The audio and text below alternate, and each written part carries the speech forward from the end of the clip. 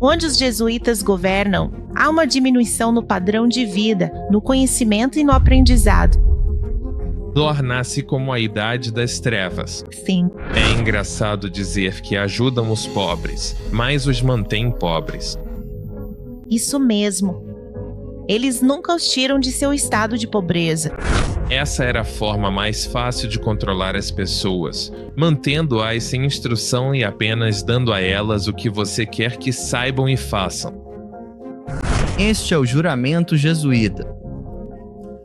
Eu, ademais, prometo e declaro que, quando a oportunidade se apresentar, farei e travarei uma guerra implacável, secreta ou abertamente. E quando o mesmo não puder ser feito abertamente, usarei secretamente o copo venenoso. Isso soa como uma organização cristã. Então, quem sabe por quantas coisas eles realmente são responsáveis com base nisso? Abraham Lincoln aparentemente foi baleado por. Ele disse: se eu morrer, será por causa dos jesuítas. Não é só sobre dinheiro, Não. é para o controle da nação.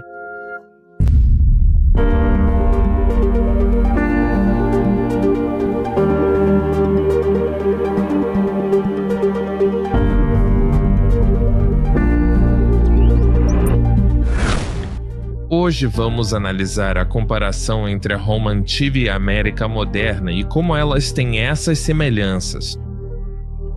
A Bíblia nos diz que a América vai, na verdade, fazer uma imagem do que Roma era e vai agir como Roma. Vai perseguir, vai fazer todas essas coisas. Agora, a América foi fundada como uma nação cristã, mas também houve outras partes que foram infiltradas. Enquanto a América estava começando, vamos discutir isso hoje. Tenho comigo hoje Wendy Golbe, nossa presidente, Olá, Mackenzie. Este será um estudo muito fascinante. e temos nosso assistente de pesquisa e convidado especial, Jacob Downs.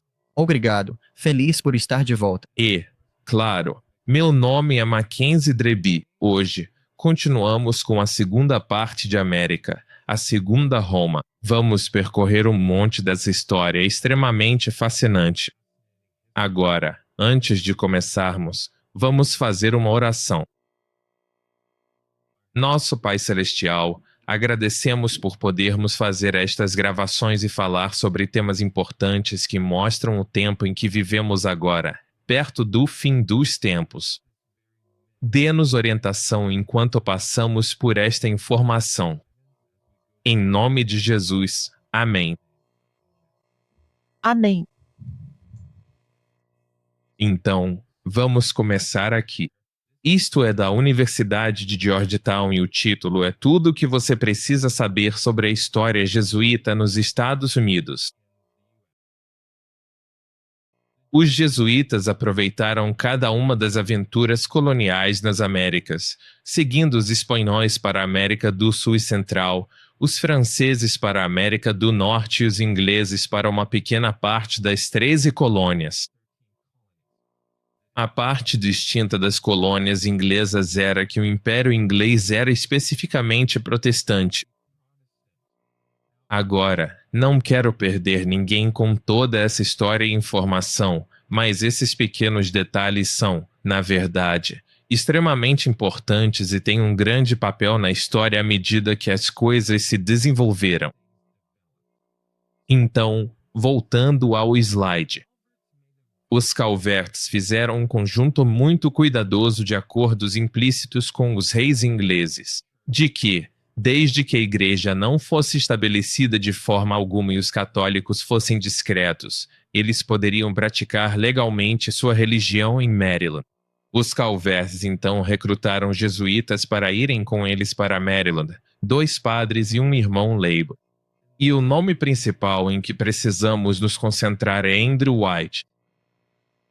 Sim, Andrew White foi quem deu o nome à Casa Branca. Não é porque é uma Casa Branca. Na verdade, é porque pertencia a Andrew White.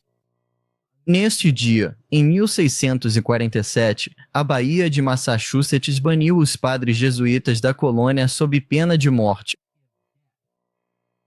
Os puritanos ingleses que se estabeleceram na colônia temiam os jesuítas por várias razões. Primeiro, simplesmente porque eram católicos. Para os puritanos, o catolicismo não era nada menos que uma blasfêmia idólatra, e os católicos estavam destinados à danação eterna. Finalmente, os missionários jesuítas haviam convertido um grande número de índios no Canadá ao catolicismo. Embora os puritanos fossem inóspitos com qualquer um que não compartilhasse suas visões religiosas, eles eram particularmente hostis aos católicos romanos. Para eles, o Papa era o anticristo, e os papistas que o seguiam estavam em conluio com o diabo. Se você ler Daniel capítulo 7 e também Apocalipse 13, Apocalipse 17, isso se encaixa perfeitamente em todas essas características se encaixam perfeitamente no sistema papal. E não foi apenas a colônia da Baía de Massachusetts que chegou a essa conclusão. Também temos os reformadores, Martinho Lutero, John Hus, John Knox.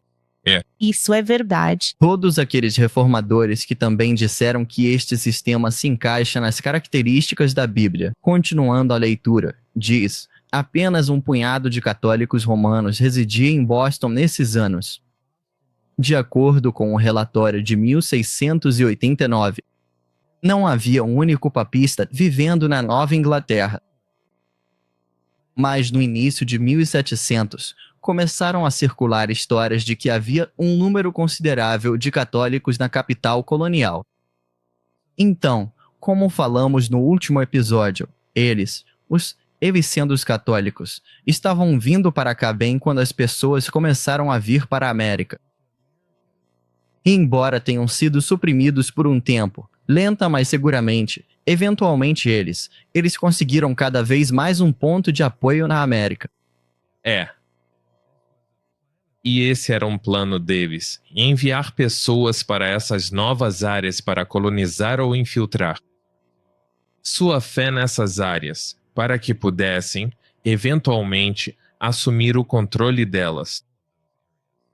Em nosso site, você pode ler um artigo sobre as 13 características do anticristo e qual poder não é uma pessoa, é um sistema ou um poder que se encaixa nessas 13. E tem que se encaixar em todas as 13.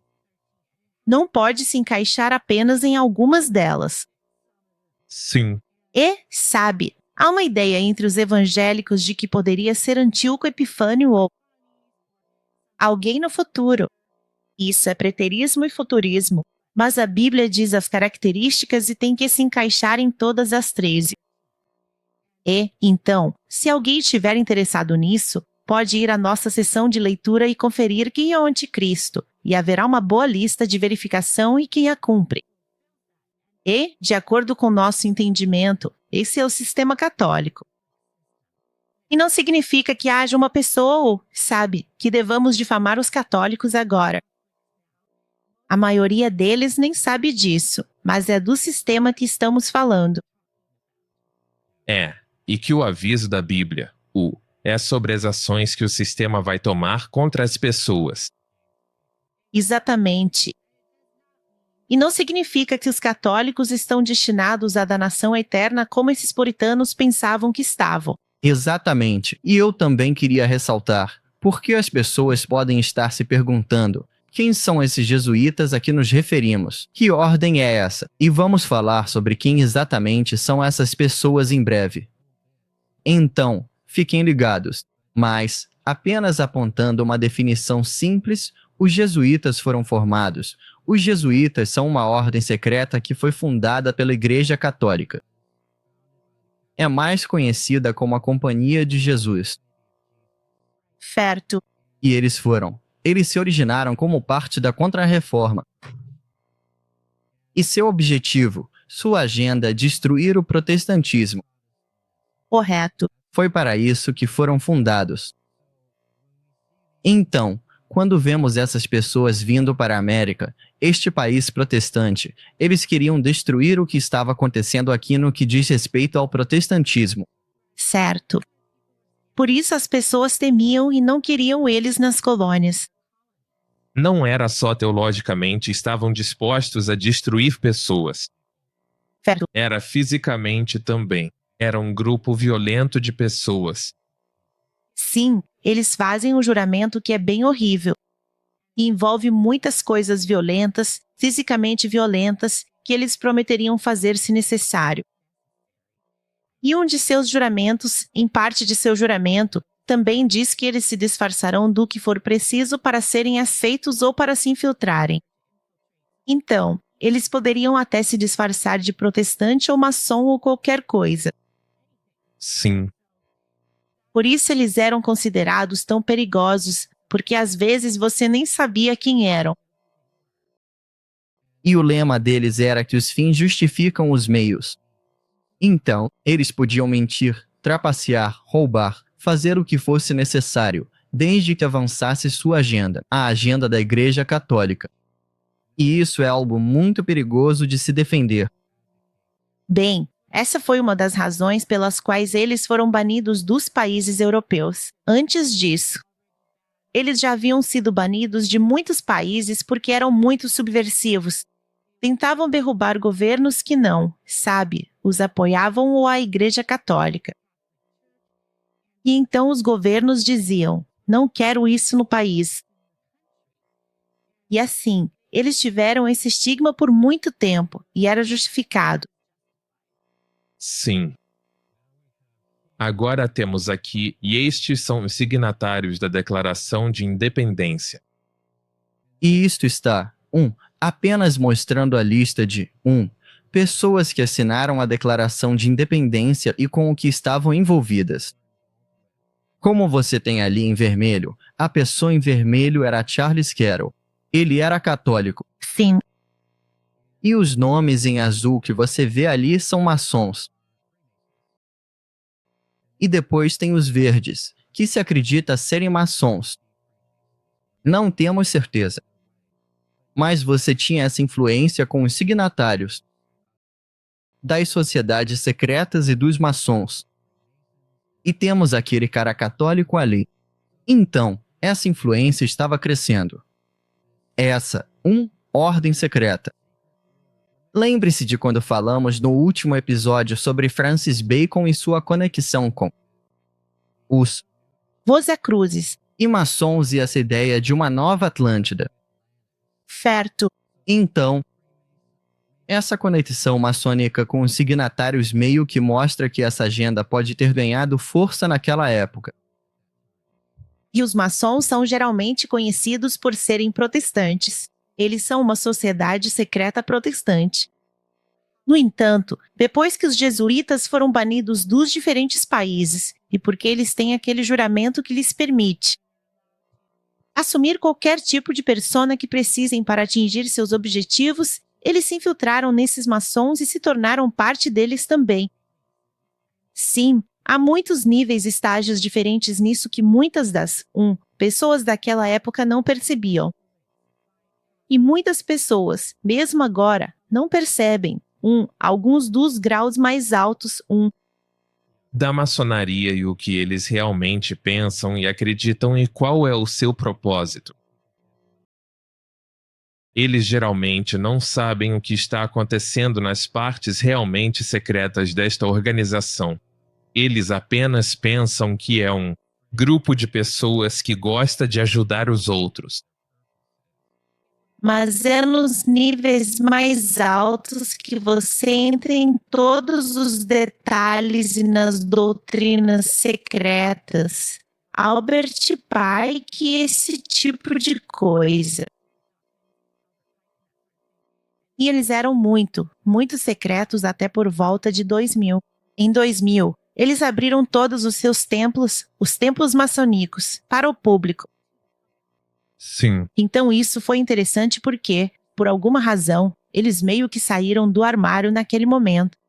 E acho que às vezes é mais fácil se esconder em plena luz, se é que você me entende. Por quê? Se torna tão comum e as pessoas pensam, sim, eu sei sobre isso, e não acham que é realmente um problema. Eles fizeram filmes como A Lenda do Tesouro Perdido e similares. Eles tornaram isso quase legal. É interessante, é secreto, mas não é ruim. Certo, certo. Mas podemos ver aqui, por esta lista, que havia influências começando a se tornar realmente proeminentes já no início e nessas áreas. Então, temos esta citação da grande controvérsia. Eles sentiam que seu dever para com Deus era superior às leis humanas e que o homem não poderia exercer nenhuma autoridade sobre suas consciências. E isso se refere aos elaboradores da Constituição. Então, queremos ressaltar novamente que, embora, tenhamos olhado para o lado secreto e sombrio disso, há um lado bom nisso. Temos que ter esse equilíbrio, porque senão estamos apenas indo em qualquer direção. Não podemos nos perder nos detalhes. Certo. E isso nem é bíblico, porque a Bíblia diz que tinha chifres de cordeiro. Sim. Havia princípios cristãos, republicanismo e protestantismo. Foi bom. A fundação foi boa. Sim. O final não vai ser tão bom. Mas o começo foi realmente bom, mesmo que houvesse pessoas tentando trabalhar nos bastidores. Um pouco mais sobre Charles Carroll aqui na Wikipédia. Ele foi o único signatário católico. Nós vimos isso. Ele foi educado em uma escola preparatória jesuíta conhecida como Bohemia Manor, onde continuou em escolas jesuítas na França a partir dos 11 anos. Então, ele definitivamente não era apenas um católico. Ele definitivamente tinha influência jesuíta. Aqui está uma lista das pessoas que assinaram a Constituição. E, novamente, temos azul, vermelho e verde separados aqui para que possamos ver. Há 2 vermelhos, Thomas Fitzsimmons e Daniel Carroll, que também é verde porque também há motivos para acreditar que ele também era maçom. Então, todos os azuis eram maçons e todos os verdes eram suspeitos de serem maçons, mas não comprovado. E como eu disse, eles eram muito secretos, então às vezes era difícil saber quem era membro e quem não era. Podemos ver que, com o tempo, a lista ficou mais longa e colorida. E eu gostaria de destacar George Washington. Ele foi o primeiro presidente e também era maçom. Sim. Então, agora vemos aqui o Ghosts of DC. Washington foi originalmente chamada de Roma, Maryland. Isso foi interessante. Aninhada na história de Washington DC está uma conexão surpreendente com um lugar pouco conhecido, Roma, em Maryland. Essa descoberta oferece um vislumbre único do passado da América. No século XVII, uma vasta propriedade de 400 acres existia a sudeste do que hoje é Georgetown, em Maryland. De propriedade de um entusiasta da cultura italiana, esta terra foi ambiciosamente chamada de Roma. E este é um ponto muito fascinante com tudo o que está sendo falado agora. A Era de Ouro e, que 1. Trump é como César e, todas essas coisas, certo? A paixão do proprietário pela Itália não influenciou apenas o nome. Moldou sua visão para o novo mundo. Então, é o seguinte. Temos esta nova Atlântida, temos a nova Roma, temos a nova República, temos tudo isso, a nova Era de Ouro. Tudo está, meio que sendo colocado no lugar, para que a América não seja este lugar, o protestante cristão de liberdade, mas a nova Roma. A nova Roma. Isso mesmo. E ele até nomeou o pequeno riacho que tinha em sua propriedade de Goose Creek para Tiber Creek, que é o rio Tibre, através de Roma. Então vemos as semelhanças entre o Capitólio dos Estados Unidos e a Basílica de São Pedro. E então, em cima disso, está, acredito que seja uma estátua da Liberdade, no topo do Capitólio, e ela, Libertas é o nome dela, e ela está virada para o leste. E à medida que entramos no prédio, há ainda mais simbolismo que imita Roma. Então você pode ver que Roma estava fortemente na mente das pessoas que estão construindo isso. E eu e a Wendy já estivemos em ambos os lugares. E é simplesmente incrível a semelhança entre os dois. E como você pode realmente ver que o Capitólio dos Estados Unidos, como eles realmente tentaram imitar o que havia em Roma. Sim. Quero dizer, toda Washington DC tem muitas semelhanças com Roma. A arquitetura e como tudo está disposto, simplesmente não é uma coincidência. Não, não é. Há muita semelhança para ser uma coincidência. Aqui vemos o monumento de Washington e o obelisco do Vaticano. Mas é porque tem os laços maçônicos e católicos com ele. E aqui vemos um pouco sobre os obeliscos. Roma tem o maior número de obeliscos do mundo, com um total de 13. A ereção de obeliscos em circos por imperadores romanos era um ato tanto religioso quanto político. A conexão original dos obeliscos com os cultos solares também foi enfatizada por Augusto quando ele mandou erguer um obelisco na espinha do Circo Máximo. O Circo Máximo sempre foi uma instituição religiosa que estava conectada com o culto ao Sol. E isso quero dizer, é bem óbvio quando você olha para o Egito. Os obeliscos e o que eles representavam e esses deuses do sol. Este é um símbolo muito sexual, na verdade. Sim. E o fato de estarmos erguendo coisas assim em no Capitólio da América não faz muito sentido, a menos que estejamos fazendo essa conexão com essas coisas. Certo. Então, na próxima imagem, também vemos algumas semelhanças interessantes.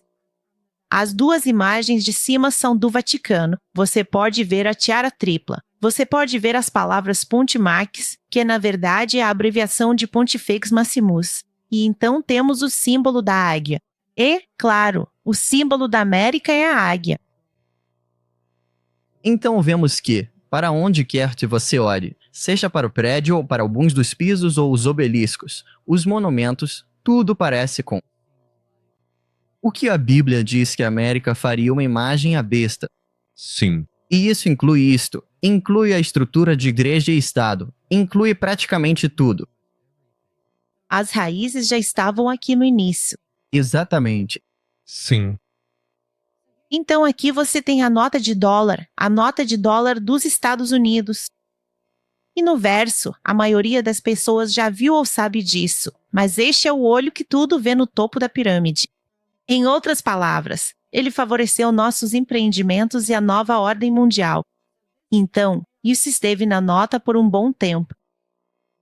Não está lá por acaso, está lá por uma razão. E, infelizmente, a América está abraçando essas intenções que foram colocadas desde o início, agora, só que não apenas em simbolismo, mas na realidade. Isso nos leva de volta aos cultos egípcios, à adoração ao sol. Tudo isso é parecido. Aqui na próxima foto, está na verdade a Câmara da Câmara dos Representantes. E na parede do fundo, aquelas linhas ou faixas douradas ali, são na verdade faces. Não temos um close-up ali, mas é um feixe de varas com um machado. E esse símbolo era muito proeminente em Roma. E eles o colocaram aqui na parede da Câmara dos Representantes. O que na verdade significa fascismo. Então é interessante que o fascismo, o símbolo do fascismo, está agora bem aqui, onde as leis e os líderes do país têm discussões. O que aludiria ao fato de que, na verdade, As leis na América estão sendo criadas sob uma estrutura fascista. E vamos chegar a isso mais tarde, mas há citações que dizem que a forma de governo da Igreja Católica, espelha a do fascismo. Isso mesmo. Então, novamente, este é outro exemplo da influência católica chegando na América. Isso mesmo. Sim, então vemos aqui novamente a deusa romana da liberdade. Esta é a estátua que está no topo do Capitólio dos Estados Unidos. E há uma série de divindades romanas dentro de muitos dos diferentes edifícios em Washington, D.C. Como diz o slide, na cúpula, na rotunda interna, eles têm Perséfone, Ceres, Liberdade, Vulcano, Mercúrio e até mesmo um George Washington divinizado. Sim. Se você olhar na apoteose de Washington, e esta era uma pintura que está dentro da cúpula do Capitólio, ela realmente tem algumas coisas interessantes. Aqui você vê no meio George Washington, e eles meio que o divinizam ali. Sim. Ele é isso e era maçom. Sim. Então tudo isso tem suas raízes da maçonaria. E você tem este céu envolvido ali, no canto inferior esquerdo. No meio, você tem, novamente, a liberdade, e ela está indo para a guerra, parece, com uma águia com flechas em suas garras. Sim. Então, todas essas pinturas e murais e esculturas pagãs, edifícios, o que isso tem a ver com um país cristão protestante? Sim, boa pergunta. E você vê novamente naquela imagem de cima, os faces. Exatamente. Está do lado esquerdo. Assim, ela segura o feixe de varas e no meio está o machado. Então vemos todos esse simbolismo que é muito pagão, que está muito conectado a alguns desses cultos de mistérios secretos e coisas assim. E está sendo colocado bem dentro dos principais edifícios do Capitólio. Bem, o próximo slide explica os faces um pouco mais. Diz que é um dispositivo romano. Na verdade, originou-se com os antigos etruscos, de quem os primeiros romanos derivaram sua jurisprudência religiosa há quase 3.000 anos. É uma cabeça de machado cujo cabo é um feixe de varas firmemente amarrado por um tendão vermelho. Simboliza a ordenação de funções sacerdotais em um único soberano infalível, um autocrata que poderia exigir a vida e os membros de seus súditos. Se o faces estiver entrelaçado com louro, como o par na parede da câmara, significa poder militar cesariano ou de César, tipo César. Poder militar. Os romanos chamavam esse soberano infalível de Pontifex Maximus, que vimos no chão do Vaticano. Certo. E significa construtor supremo de pontes. Nenhum romano foi chamado de Pontifex Maximus até que o título foi dado a Júlio César em 48 a.C. E, claro, o Pontifex Maximus de hoje é o Papa Leão XIV. Ele é o novo. Francisco veio logo antes dele. Então, todo Papa é chamado de Pontifex Maximus. Sim.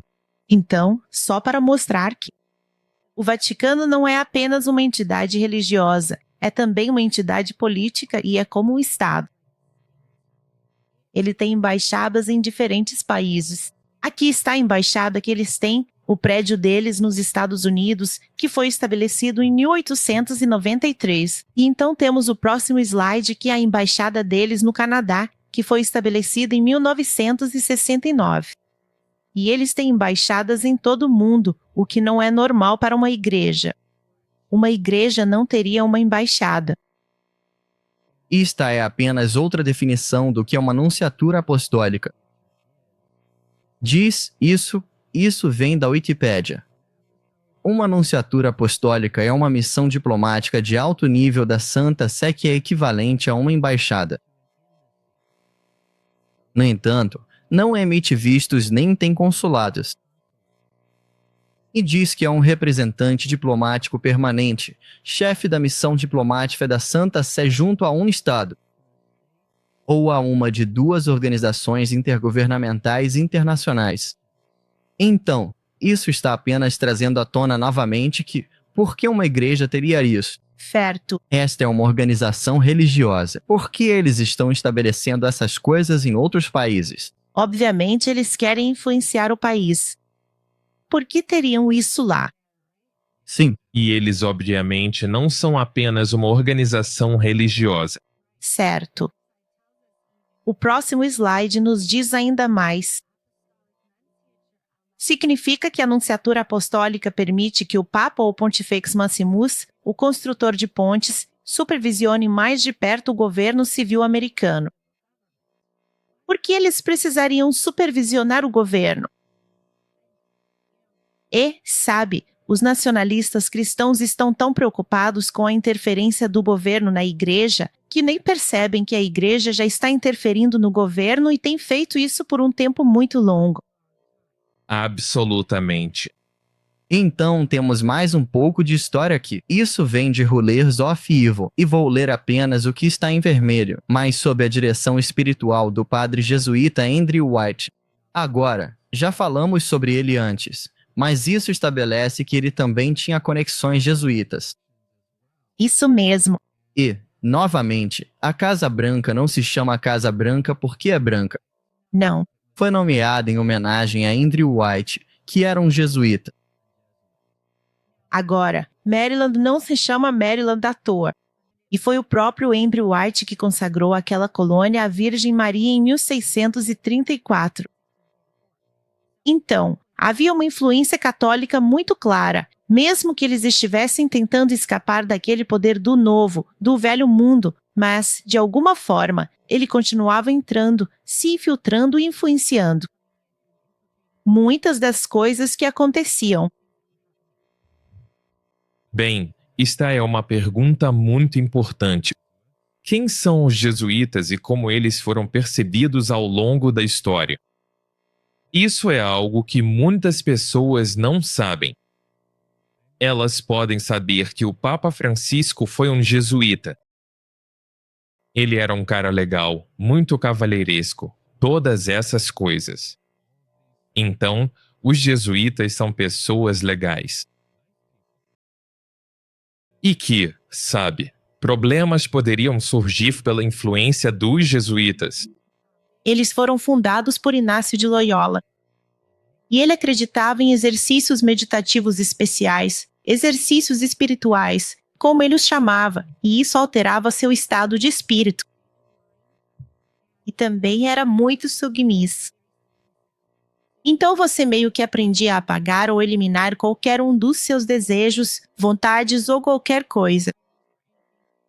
Tudo para a vontade do Papa.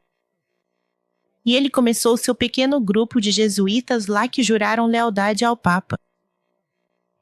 E basicamente, o que quer que você nos diga para fazer, nós faremos, sem fazer perguntas, e faremos o que for preciso para que sua vontade seja feita, era o juramento deles, certo? Basicamente, o oposto exato do que a Reforma Protestante estabeleceu. A Reforma Protestante foi a Bíblia e somente a Bíblia. Volte para a Bíblia. Certo. Estude por si mesmo. Não dependa de outras pessoas, de outros padres. Deus deu a todos essa Bíblia. Inácio de Loyola, como parte da Contra-Reforma, era mais emocional e de experimentar a Deus. Nós falamos um pouco sobre isso quando falamos sobre a ascensão do cristianismo, os diferentes tipos de avivamento que estão surgindo aqui e ali. É mais uma excitação emocional, esse sentimento, experimentar algum tipo de emoção. E não é um bom caminho a seguir, porque, novamente, essas coisas têm suas raízes na história. O que estamos vendo agora não está apenas acontecendo porque todo mundo simplesmente entra na onda um dia. Está surgindo de novo. Suas raízes vêm de algum lugar. E temos que voltar e olhar a história dessas coisas. E esta é apenas uma citação da Wikipédia, falando sobre os jesuítas. Esta é apenas uma definição. Como dissemos, foi estabelecida por Inácio de Loyola. Membros da Companhia de Jesus fazem profissão de pobreza perpétua, castidade e obediência, e prometem uma obediência especial ao soberano pontífice. Eu só quero dizer algo um pouco mais sobre os jesuítas.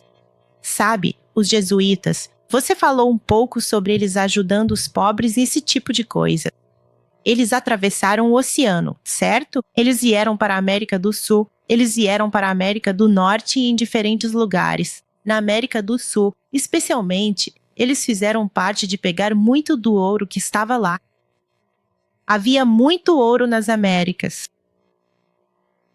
E eles também oprimiram os índios na América do Sul, especialmente no Paraguai. Era algo chamado de reduções do Paraguai, e eram missões onde eles viviam e colocavam todos os índios juntos nessa missão, e os tratavam muito, muito mal.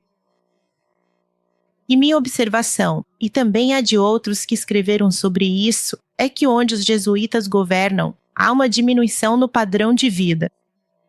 Isso é verdade. Há uma diminuição no conhecimento e no aprendizado das pessoas. Torna-se como a idade das trevas. Sim.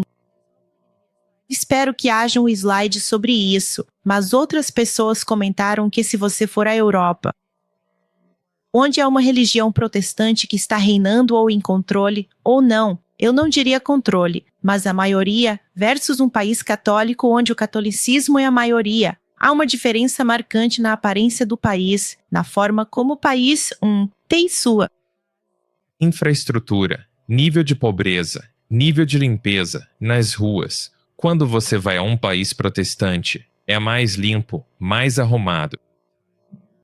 O padrão de vida é melhor. Países católicos têm mais pobres. É verdade. Engraçado, dizem, ajudamos os pobres e os mantém pobres. Exato. O tempo todo. Eles nunca os tiram de seu estado de pobreza.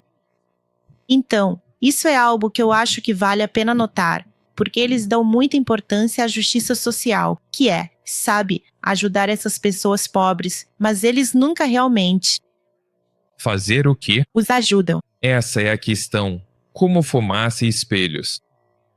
Sim, Porque eles estão dizendo uma coisa, mas o que está realmente acontecendo é como o completo oposto. exatamente. Há uma razão para, nos 1260 anos do domínio papal, termos tido a idade das trevas. Não havia aprendizado, leitura, as pessoas eram pobres, sofriam doenças e desconheciam higiene. Certo. Esse era, na verdade, o tipo de controle que eles queriam. Eles não olhavam para a sociedade e diziam: pobre sociedade, está indo ladeira abaixo. Vamos ajudá-los a ler. Sim. Que essa era a forma mais fácil de controlar as pessoas, mantendo-as sem educação e só dando o que você quer que saibam e façam. Exatamente. E vamos falar por um segundo aqui sobre a riqueza deles. Porque sim, essas missões católicas, sabe, eles dizem que são pobres e que precisam de pessoas para ajudá-los. Mas, na realidade, o que está por trás disso são os bilhões e bilhões de dólares que o Vaticano tem em seus cofres na Itália. E, sabe, eles poderiam usar esse dinheiro para ajudar essas missões pobres, para ajudar todas as pessoas pobres. Mas em vez disso eles extraem belas. E essa tem sido a história do catolicismo e dos jesuítas desde sempre. Eles sempre confiscaram a propriedade daqueles de quem discordavam. Eles vendiam indulgências. E isso era para aumentar seu poder e controle. Isso mesmo. Não é só sobre dinheiro. Não. E é para o controle das nações. Ninguém sabe realmente o quanto eles têm e ninguém sabe realmente o que eles têm em seus porões. Mas houve jornalistas que escreveram sobre isso. E, de longe, eles têm bilhões e bilhões. E muitos dos bancos também são controlados por eles. E, sabe, nem me fale sobre. Há muitas coisas secretas acontecendo que as pessoas nem sequer sabem sobre o que eles controlam. Sim. Ainda mais abordar. Certo. Vamos entrar em algumas das declarações aqui em 1 minuto, mas nós nem sequer entramos, sabe? Na Primeira Guerra Mundial, na Segunda Guerra Mundial, a influência nisso, o naufrágio do Titanic, a Guerra do Vietnã. Não tem fim. Sim, há muita história que precisa ser trazida à tona. Sabe, se alguém estivesse interessado, em nosso site há uma seção de recursos bem no final. E temos um livro lá chamado Os Assassinos do Vaticano, de Eric Phelps. Sim. E ele percorre toda a história, sabe? Todas as maquinações secretas por trás das guerras que aconteceram e como essas pessoas se infiltraram e controlaram essas guerras. É uma leitura fascinante. É quase demais, sabe, para ler. Você quase começa a se sentir mal com isso porque percebe, uau, não há história que eles não tenham tocado. E é aqui que você entra em um domínio onde pode começar a pensar que cada palavra e frase foi planejada por cada indivíduo. E não é o caso. Não. O que aconteceu é que eles veem a oportunidade e são como os primeiros a agir nessas oportunidades. Então, ok, algo está acontecendo aqui. Vamos enviar alguém para lá. E eles vão se infiltrar. E até vemos isso em Daniel 11 na história que está acontecendo quando o Egito, e isso foi centenas de anos atrás, tinha um jovem governante. Roma veio, enviou e eles disseram, ei, vamos ajudar a cuidar, vamos, sabe, nutrir e tudo mais. E eles fazem isso. Precisa tutor estudioso. E eles assumem o controle através dessa forma influente. E, sabe, os jesuítas, cujo juramento veremos em breve, agem ou por influência ou por pura conquista. Certo. As pessoas não percebem que estão sendo influenciadas, sabe, em todas essas guerras que estão acontecendo. Claro, talvez os reis soubessem ou talvez os iniciados soubessem, mas a maioria das pessoas nem percebe que é através das insinuações e das infiltrações que essas coisas estão acontecendo em seu país. Não significa que todo presidente, rei, Não, primeiro-ministro seja um jesuíta. não é isso que significa. Nem pessoa é jesuíta. E todo mundo ainda tem uma escolha Certo. a fazer, sabe, eles não precisam. Jesuítas ainda podem discordar. Com certeza. Quero dizer, quantos cristãos discordam? É verdade. E, sabe, você tem essa pessoa e ambos têm, sabe, uma ideia. E isso pode ir um contra o outro também. Então não temos essa unidade perfeita de Satanás controlando o mundo inteiro. Não, Não é o caso. Senão Jesus teria que vir e simplesmente, sabe, acabar com tudo. certo. Porque Satanás estaria no controle. Não é real. Não concordo com isso. Outra coisa que queria mencionar é que no slide diz que eles participaram da Contra-Reforma e, caso as pessoas não saibam, o que é a reforma? O que é a Contra-Reforma? Acredite, há pessoas que não sabem disso porque não é mais ensinado em nossas escolas. E a reforma foi basicamente um movimento que aconteceu por volta dos anos 1300, que começou com certas pessoas chamadas de reformadores porque queriam reformar o que estava acontecendo na Idade das Trevas. Então, tínhamos a Igreja Católica oprimindo as pessoas, ninguém podia ler, eles diziam um monte de coisas que não pareciam fazer sentido. E esses reformadores conseguiram ter acesso às Escrituras. Leram e descobriram. Espere, a Bíblia nem diz isso. Vocês não estão ensinando a doutrina bíblica e, em troca disso, eles foram decapitados ou queimados na fogueira ou perseguidos. E isso continuou por centenas de anos, à medida que mais e mais e mais pessoas se interessavam pelo que a Bíblia tem a dizer e, basicamente, para desmascarar as mentiras. E ficou tão fora de controle, do controle dos católicos, que a reforma se consolidou.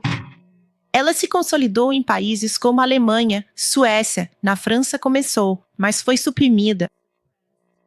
Nos Países Baixos e basicamente em toda a Europa, estava começando e crescendo. E havia massas que queriam essa nova doutrina da reforma porque essa doutrina não exigia que você comprasse indulgências. Não exigia que você fizesse penitência. Não exigia que você fosse à confissão. Você podia ir diretamente a Deus e pedir o que precisava. E então foi uma reforma e trouxe luz para as pessoas. Mas também destruiu o controle da Igreja Católica. E à medida que perdiam o controle dessas áreas, especialmente na Alemanha, onde a reforma era muito forte, eles precisavam agora contra-atacar essa reforma. É isso que contra-reforma significa. Eles estão tentando contra-atacar os efeitos. E se os efeitos fossem conhecimento, luz, indústria, crescimento e riqueza, então o contra-ataque seria o oposto. Então, eles precisavam se infiltrar em lugares como bibliotecas e livros, reescrever a história e, basicamente, começar a emburrecer as pessoas de novo. E nós, de fato, chegamos a esse ponto. A Contra-Reforma foi bem sucedida. Sim. E mais tarde vamos falar sobre como a reforma está basicamente morta porque os reformadores não continuaram e foram suprimidos. E então, essa questão da Contra-Reforma, da reforma, é muito, muito importante. E ela estabelece a base para o nosso entendimento do que está acontecendo no mundo hoje. E também, eles não estavam apenas, voltando à Bíblia. O que faziam? Eles estavam apontando para a profecia bíblica. Os reformadores andavam por aí, como mencionamos antes, dizendo que o sistema papal é o sistema do anticristo, e eles mostravam na Bíblia porque acreditavam nisso. Então, obviamente, a Igreja Católica e os jesuítas não gostariam disso. Não. Então eles tiveram que tentar tirar o peso das costas, se posso usar esse termo, e criar diferentes interpretações da profecia bíblica. Isso mesmo. Então, havia dois padres jesuítas, Francisco Ribera e Luís de Alcázar, que criaram duas teorias. Uma delas era que a profecia bíblica, Apocalipse 13, o anticristo, apareceu há muito tempo no passado. Isso é chamado de preterismo. Preterismo. E a outra ensinava que o anticristo não vai aparecer até muito tempo no futuro, envolvendo os judeus e o terceiro templo e as novilhas vermelhas e todas essas coisas. E olhe o que aconteceu. Há um grupo que mordeu essa isca. Exatamente. Os protestantes engoliram essa mentira de que todas essas coisas têm a ver com Israel como povo e as novilhas vermelhas, que têm que ser sacrificadas no terceiro templo, e eles interpretam mal as 70 semanas, dizendo 7 anos, tribulação de 7 anos, e que o anticristo surge no meio da semana. Isso não é bíblico. Não é o que essas passagens dizem. Certo. Então, tudo isso deriva da Contra-Reforma e da Ordem Jesuíta. Ótima observação. Agora temos esta citação da história dos jesuítas. Inácio estava, acima de tudo, ansioso para conter o espírito de seus discípulos. O jesuíta deve valorizar a si mesmo, individualmente, como nada, e a sociedade como tudo. E tão absolutamente essa regra de obediência submissa é imposta, que o jesuíta, para obedecer ao seu general, não deve hesitar em desobedecer a Deus. Uau! Os avisos da consciência devem ser suprimidos como fraquezas culpáveis. Os crimes mais hediondos, quando cometidos por ordem do general, devem ser considerados como promotores da glória e do louvor de Deus. Isso é muito doentio. E diz ainda que, aos olhos dele, eles não poderiam ser humildes e submissos o suficiente. Sim. E o general é como o rei deles, também conhecido como Papa Negro. Então temos o Papa Branco, que todo mundo sabe, é o Papa Leão XIV. Depois, há o Papa Negro, que é o chefe dos jesuítas, o seu geral, o seu superior geral.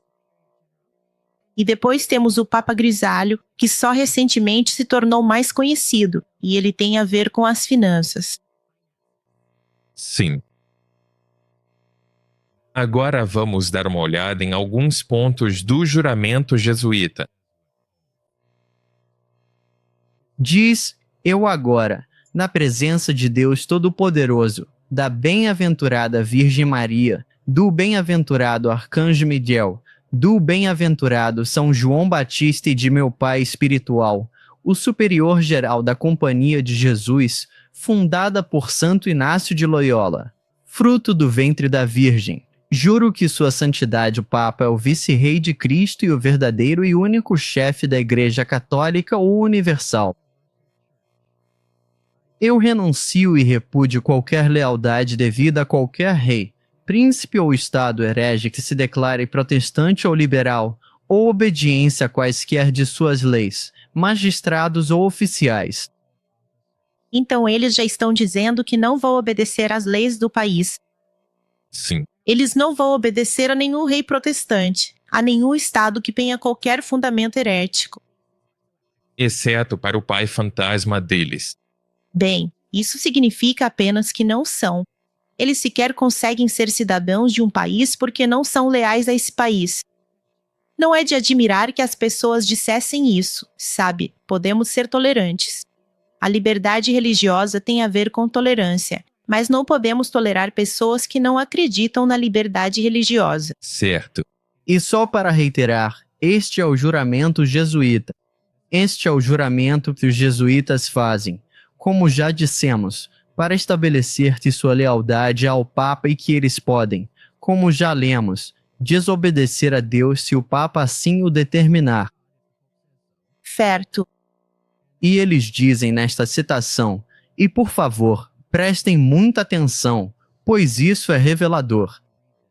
Ao lerem isso, prometo e declaro que, quando a oportunidade se apresentar, farei e travarei uma guerra implacável, secreta ou abertamente, contra todos os hereges, protestantes e liberais, conforme me for ordenado, extirpando-os da face da terra, e que não pouparei idade, sexo ou condição, e que enforcarei, queimarei, desperdiçarei, ferverei, esfolarei, estrangularei e enterrarei vivos esses hereges infames.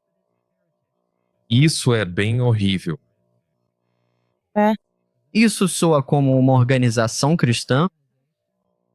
Que ama a Jesus. Exatamente. Arrancar os estômagos e os ventres das mulheres e esmagar as cabeças de seus bebês contra as paredes para aniquilar sua raça execrável. Isso é horrível. E foi isso que eles fizeram com os valdenses. Eles fizeram exatamente o que disseram aqui. E quando mesmo não puder ser feito abertamente, usarei secretamente o cálice venenoso, as cordas de estrangulamento, as lâminas do punhal ou as balas de chumbo, independentemente da honra, posição, dignidade ou autoridade das pessoas, qualquer que seja a sua condição de vida, seja pública ou privada. Como a qualquer momento eu possa ser instruído por qualquer agente do Papa ou pelo superior do Santo Padre da Companhia de Jesus. Então, quem sabe por quantas coisas eles realmente são responsáveis com base nisso? Quero dizer, E tudo deve ser feito em segredo. Abraham Lincoln foi baleado por ele disse que se morresse seria por causa dos jesuítas. Sim. Agora temos algumas citações aqui de O Grande Conflito. Há muitos slides, então vamos passar rapidamente por eles. E a Wendy tem algo aqui. Temos isto. Este é o livro O Grande Conflito. Se alguém assistindo quiser uma cópia gratuita, não precisa pagar por ela. Receba grátis pelo preço cheio. Ligue 1-866-572-9457. Ou pode acessar suporta@amazindiscoveries.org. Envie-nos um e-mail e solicite O Grande Conflito, nosso livro gratuito. Isso vai cobrir tudo o que estamos falando hoje e algumas informações extras incríveis. Você vai adorar. cobre a reforma, a contrarreforma e o que vai acontecer no final. Então, pegue uma cópia se você não tiver uma. Com certeza. Então, passando rapidamente por alguns desses slides, vou ler apenas as seções destacadas. Nessa época, a Ordem dos Jesuítas foi criada, a mais cruel, inescrupulosa e poderosa de todos os campeões do papado. Então, novamente, um grupo muito violento. Não havia crime grande demais para eles cometerem, nenhum engano baixo demais para eles praticarem, nenhum disfarce difícil demais para eles assumirem. Esta é assustadora porque eles foram, e é daí que vem o teatro jesuíta, Hollywood, ser pessoas que você não é, e é isso que eles fazem. Em seu trabalho de vida, eles são um espião secreto por excelência. Eles fingem ser um encanador, fingem ser esta pessoa, aquela pessoa normal, mas estão se infiltrando na sociedade. E é literalmente o que eles dizem que vão fazer. Este é o plano. E as pessoas podem até pensar que é uma loucura, que isso seja real, mas é o que eles realmente estão fazendo. Bem, algumas pessoas, é interessante que você disse espião, porque alguns os chamam de quinta coluna. E uma quinta coluna, o que é? É um grupo secreto de agentes secretos ou espiões de outro país que entram para se infiltrar ou para agir, na verdade, como espiões naquele país. E eles disseram isso. Outros autores disseram isso, então é interessante. Pode voltar ao primeiro slide? Dizia, separados dos laços terrenos e dos interesses humanos. Eles estão mortos para as reivindicações do afeto natural, da razão e da consciência, totalmente silenciados. Então, em outras palavras, não há afeto. Não há humanidade. Eles não veem, sabe, torturar alguém, eles não sentem nada. Certo. É inanimado como cortar madeira. Sim. Então, diz, ao aparecerem como membros de sua ordem, eles usavam um traje de santidade, visitando prisões e hospitais, ministrando aos doentes e aos pobres. Agora, lembre-se que eles fizeram um voto de pobreza perpétua. Sim. E você se lembra do Papa Francisco? Quando ele se tornou Papa, ele recusou as vestes papais. Ele queria usar apenas branco. Queria ser super simples. Ele se manteve o tempo todo muito, muito simples. E então o novo Papa voltou atrás. Por quê? Porque ele era um jesuíta e tinha feito um voto de pobreza e humildade, e ele tinha que fazer isso. Era simplesmente quem ele era e o que ele havia concordado. Os jesuítas se espalharam rapidamente pela Europa, e onde quer que fossem, seguia-se um renascimento do papado. Então, vamos pular algumas dessas outras referências aqui, mas eles dominaram muitos dos países menores porque eles não tinham o poder para resistir a eles. E é por isso que há muitos países na América do Sul, muitos países menores na Europa foram dominados pelos jesuítas. Alguns países os baniram porque eram muito violentos e organização infiltradora. Mas fazer isso quando são totalmente secretos é difícil. É quase impossível, muito fascinante. Peguem um grande conflito, leiam tudo e contatem nosso escritório. Sim, uma história muito fascinante. E só para corroborar o que você disse, aqui está um exemplo, dos muitos. Este é Alexandre I, e vou ler apenas as partes em vermelho. O czar foi forçado a expulsar os jesuítas em fevereiro de 1820, chegando à Rússia. Alexandre decidiu banir todas as sociedades secretas mais tarde. Ele também baniu os jesuítas em 1820.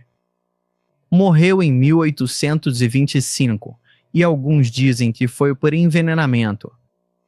Lembre-se que no juramento jesuíta, eles não hesitam em usar a taça envenenada quando é preciso. Bem, vai além disso. Aquele homem foi morto, possivelmente também pelos jesuítas, mas seu filho e seus descendentes também foram punidos por remover e expulsar os jesuítas. E toda aquela história do czar Nicolau e suas 3 filhas e Alexios, seu filho, eles aparentemente foram todos mortos também como punição, em parte, pelo que seu ancestral havia feito. Então, esse ódio por serem expulsos continua muito além da pessoa que realmente o faz. E isso me lembra uma citação de Abraham Lincoln, onde ele realmente disse que eu sei que os jesuítas nunca esquecem. Eles nunca esquecem. Eles nunca esquecem. Ah.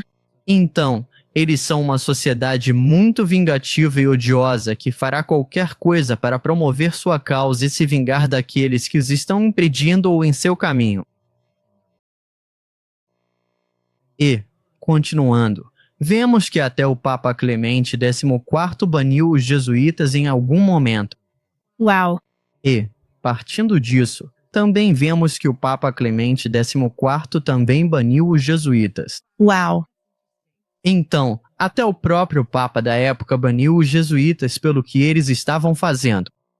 Então, isso não é algo que apenas pessoas em outros países estavam fazendo. E, continuando aqui, isto é apenas um resumo. Portugal baniu os jesuítas em 1759, seguido pela França em 1764 e Espanha em 1767. Naquele mesmo ano, o México, então conhecido como Nova Espanha, expulsou mais de 16 missões jesuítas e 32 de suas estações. Em 1768, o Decreto da Espanha se estendeu às Filipinas, levando à eventual remoção dos jesuítas da região. Então, repetidamente, vemos esse grupo expulso, deixado de lado, eles não os queriam em seu país. E o que é realmente interessante, e temos que meio que parar aqui e fazer uma pausa, mas o que vamos notar a seguir é que vamos ver as citações do que os fundadores da América disseram sobre os jesuítas e como eles viam essa ordem. Porque, lembre-se, estamos ligando isso de volta à formação da América. Não são apenas tópicos diferentes. Eles estão ligados de alguma forma. Temos que estabelecer quem eram essas pessoas para que, quando voltarmos para a América, possamos descobrir qual era a mentalidade em relação a esse grupo de pessoas.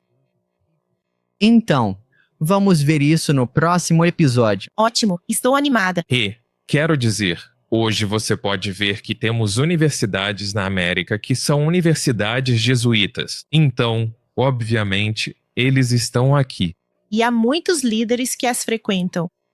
Com certeza. Então, como você disse, vamos encerrar o episódio de hoje, mas obrigado a todos por assistirem. Se você quiser sua cópia gratuita do Grande Conflito, entre em contato com nosso escritório. Por favor, curta, compartilhe e se inscreva no vídeo para que mais pessoas possam conhecer esta informação. E pedimos que vocês realmente comecem a estudar por si mesmos. Abram suas Bíblias, conheçam a história, aprofundem-se por si mesmos, vejam o que a Bíblia diz que vai acontecer, e assim poderão se preparar para os eventos que virão. Deus os abençoe e até o próximo episódio.